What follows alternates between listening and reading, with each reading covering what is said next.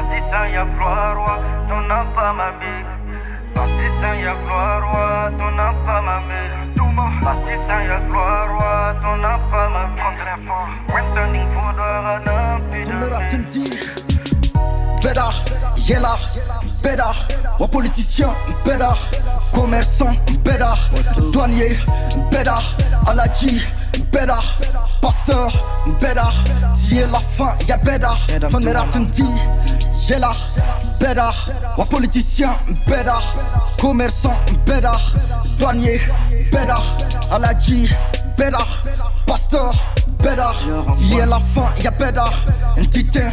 Zibeda, Maki Beda, restaurant, Beda, on commande, passe un Beda, d'hier la fin, y'a Beda, hey, hey, hey, hey, okay.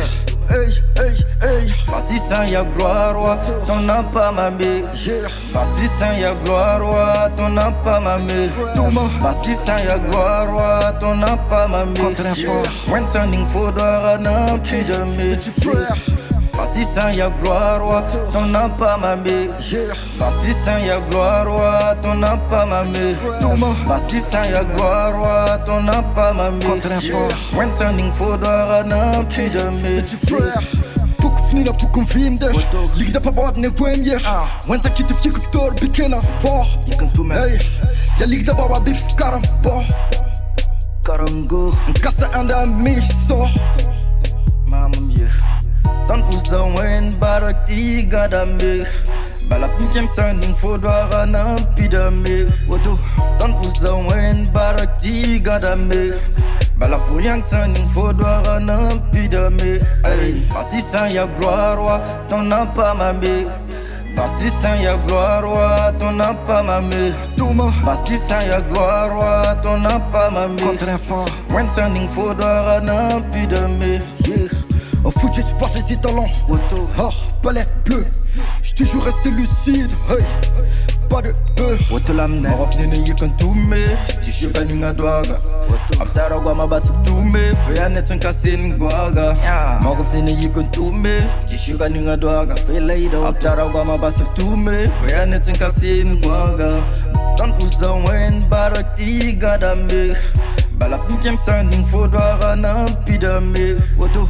Dan oesdan wen barak die gadame. Balaf yang standing for dwara na pidame. Ay, Bastissa ya gloire, ton n'a pas mamé. Bastissa ya gloire, ton n'a pas mamé. Bastissa ya gloire, ton n'a pas mamé. When standing for dwara na pidame.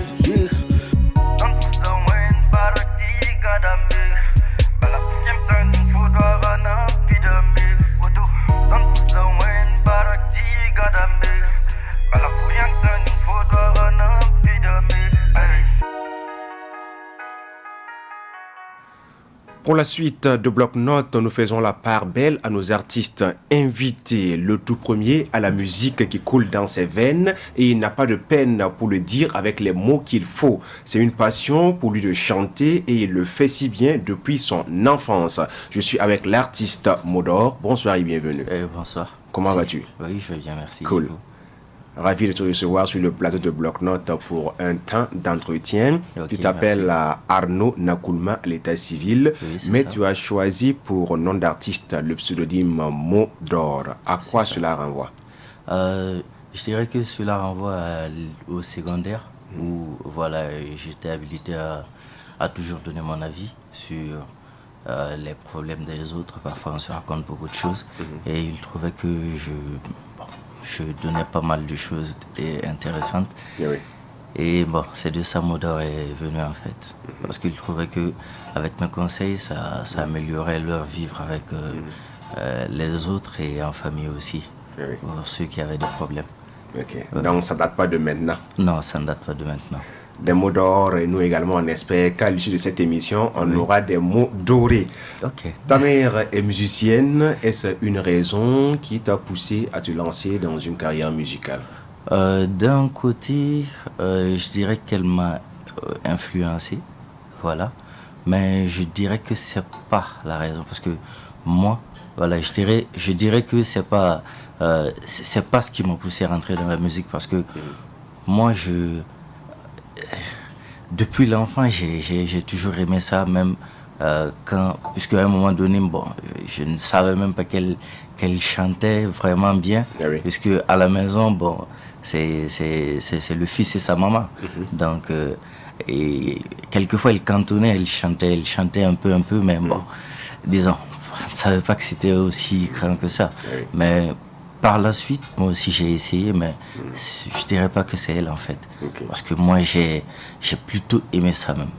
Voilà. Tu as plutôt aimé ça. Voilà, et tu as une histoire toute particulière, hein, parce que quand on revoit un peu les informations, d'un côté, il y a un frère qui t'encourage dans la musique, de l'autre côté, on peut dire l'opposant, qui dit voilà, mon jeune frère, laisse ça, change de métier. Oui, effectivement, c'est en 2003 que le premier, voilà, lui, il me poussait vraiment à écrire vraiment pour venir le montrer et chanter un peu pour qu'il écoute.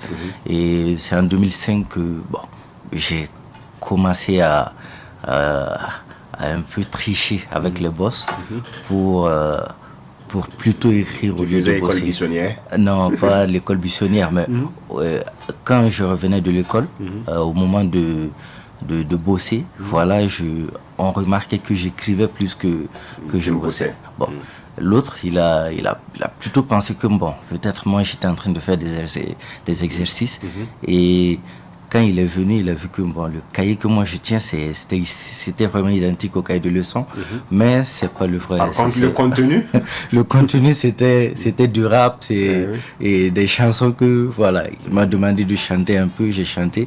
Bon, pour me pousser à bosser, il n'a pas aimé. Bon, je pense que de cela, une gifle est sortie. Ah ouais.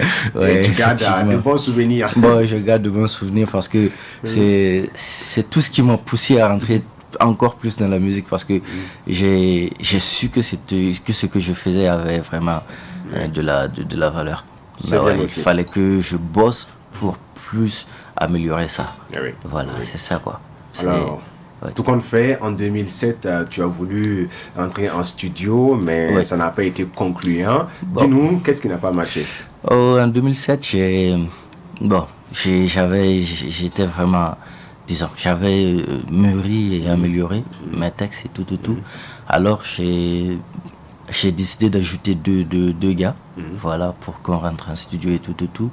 Mais bon, on parlait de studio, mais on ne savait vraiment pas ce que c'était le studio, voilà, on ne savait pas.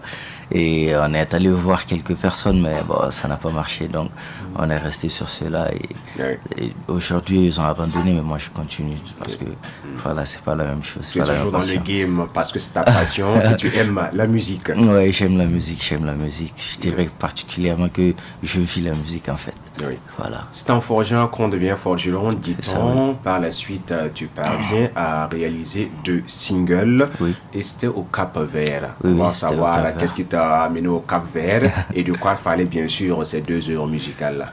Au Cap-Vert, disons que bon, quand on recule un peu, en 2016, j'ai encore tenté de rentrer en studio. Voilà, j'ai encore tenté de rentrer en studio et bon, disons que ça n'a pas encore marché parce que il y avait les moyens et moi je n'avais pas les moyens, je n'avais pas de soutien aussi. Et voilà. Et voilà, je décide comme ça sur un coup de tête d'aller faire des vacances au Cap-Vert. Et arrivé là-bas, on m'invite dans une soirée où j'ai vraiment apprécié tout. Et j'avais fait un featuring avec un Ivoirien, voilà, un Ivoirien qui est là-bas. Voilà, et on nous a invités à une soirée, on est allé, on a bien donné dans la soirée. Et par la suite, ils ont voulu faire un acapella. Et ils avaient préparé leur acapella sur un beat coupé-décalé. Voilà, sur un beat coupé-décalé. Et moi, bon, j'étais pas au courant, je ne pensais même pas que je faisais partie. Donc à un moment donné, il me tend le micro et puis il me dit, bon, c'est que de continuer. Et puis il continuait à chanter, mais il me tend le micro. Donc je me suis dit, bon, il faut y aller. Donc Avec ton esprit rap, avec tu te mon lances esprit rap sur et tout, un voilà. beat coupé-décalé. Je me suis lancé sur un beat coupé-décalé, voilà, et puis voilà, c'est parti. Ça a donné. Voilà, ça a donné très bien, les gens ont apprécié et tout. Donc, ça m'a encore plus poussé à vouloir rentrer dans leur monde musical, puisque voilà, il y avait des gens vraiment doués en fait. Voilà, il y avait des gens vraiment doués et on a fait un groupe et on a bossé ensemble, on a appris beaucoup de choses en fait. Ouais. Et cela a accouché de 2 singles. Voilà, ça traitait de 10 ans. Mais